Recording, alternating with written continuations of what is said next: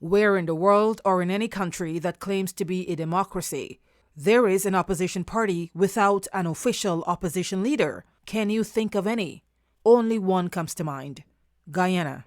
Welcome to our first audio-only podcast here on The Final Takeaway. Thank you for dropping by. Our audio-only podcast is somewhat like radio and is well suited for those who just want to listen on the go. So sit back, relax, and let your imagination take over. With that being said, let's get to it. The position of leader of the opposition in Guyana is a political office endorsed by the Constitution. That position officially became vacant on November 3, 2025. That's about 3 weeks ago, after the then opposition leader Aubrey Norton resigned from the position.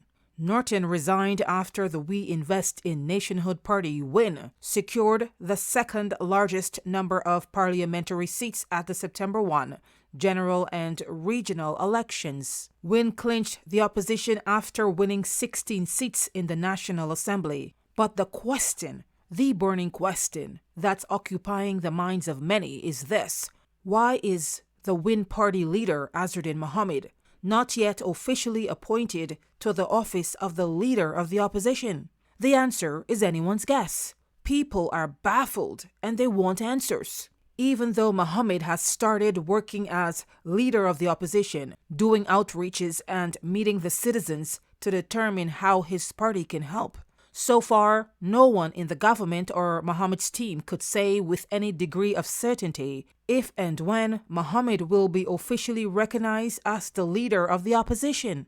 The only substantial thing that has happened for Mohamed so far was getting sworn into the National Assembly as a member of Parliament. This happened on November 3, 2025, when the National Assembly officially reopened for its 13th session.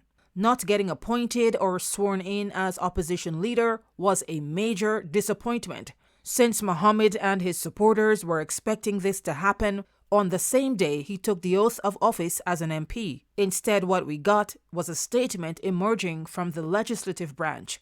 It revealed that the opposition leader does not need to be sworn in. The statement also informed the public that the power lies in the hands of the WIN party members of Parliament to formally elect Mohamed as the leader. But there is another major hurdle the party has to jump through. This process has to get the approval of the Speaker of the National Assembly, Mansour Nadir. Once all of the procedures are complete as specified in the Constitution, President Irfan Ali can then appoint Mohamed as the leader of the opposition. That act will make it official.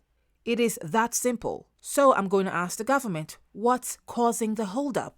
Until we have answers or clarity on this matter, we are only left to speculate. We don't want to speculate, however.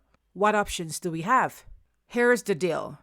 We suspect that the relevant authorities are playing political and mind games. It is possible that roadblocks are being put up as part of a political agenda to frustrate this process. There are a few theories out there. We're going to discuss two. A theory that emerged concludes that there is a conspiracy to prevent Mohamed from functioning in an official capacity as the leader of the opposition. Plain and simple. Plain and simple. How about we get blunt and call it for what it is? The People's Progressive Party government does not want to work with Mohamed for obvious reasons. There's a beef, a long-standing beef going on between the leader of the country, the vice president, even the AG, with Mohamed.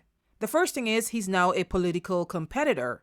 So tactics are being used to keep him out of the affairs of the country and away from politics and away from the opposition and away from the office of the president, let's say in the next election in 2030. That's a possibility, and you can even argue it's a probability that Mohamed, if he continues to be in office until 2030, could have enough supporters to vote him into the office of the president. That's a threat for the ruling party.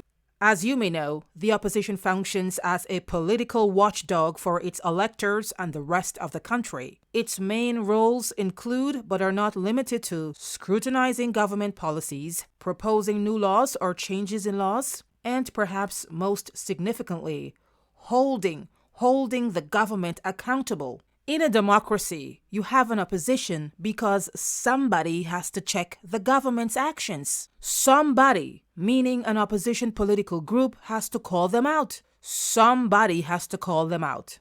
Otherwise, what will you have? Certainly not a democratic country.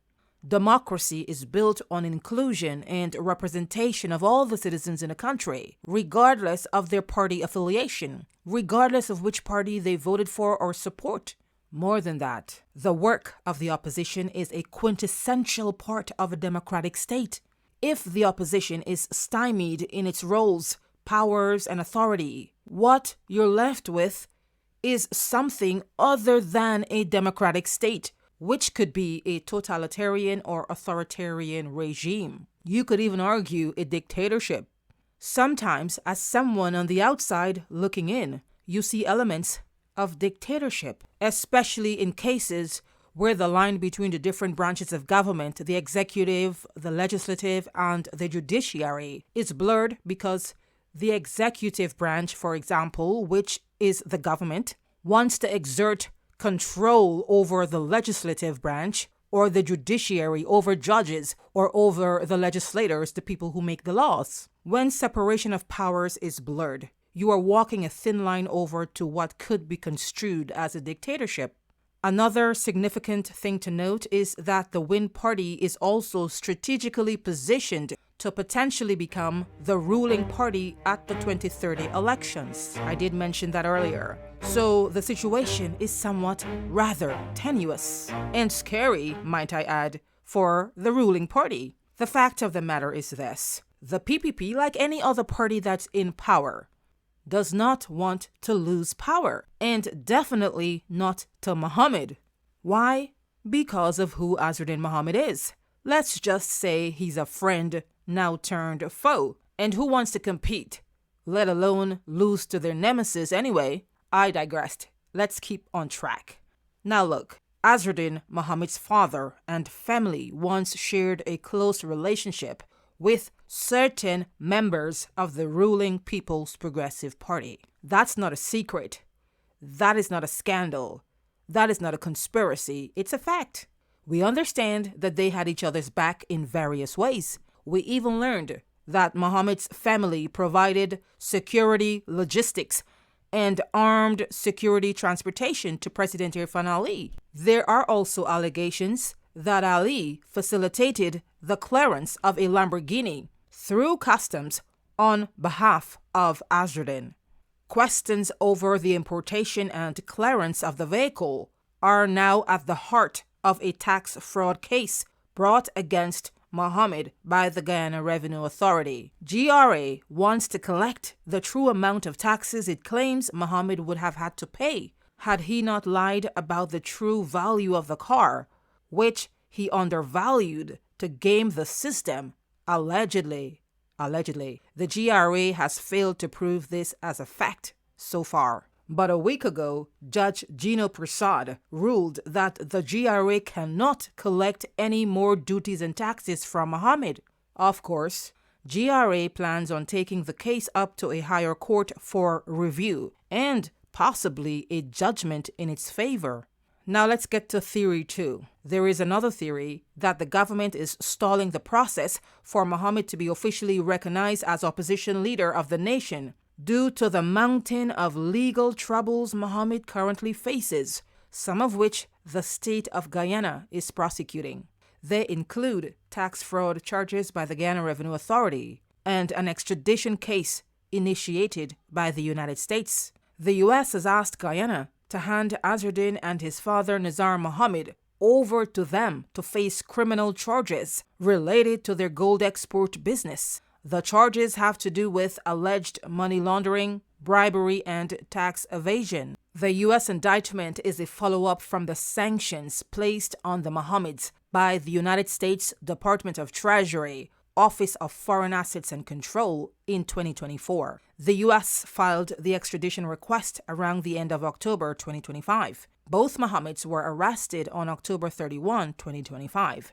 They were taken to court on the same day to begin their extradition proceedings. The Guyana government is heading the extradition case And let's not forget paying Jamaican attorneys, Jamaican lawyers to prosecute the Mohammeds. The government says the Jamaican lawyers are representing the U.S. interest. However, a source from the U.S. Embassy has come out and debunked that claim. Of course, it was Attorney General Anil Nandlal who made that claim, that the prosecution was selected by Guyana with approval from the United States. Initially, it seemed as if they wanted to hide the fact that it was the Guyana government that's paying the legal fees for these attorneys who are prosecuting the Mohammeds in Guyana to send them over to the U.S. Let that resonate.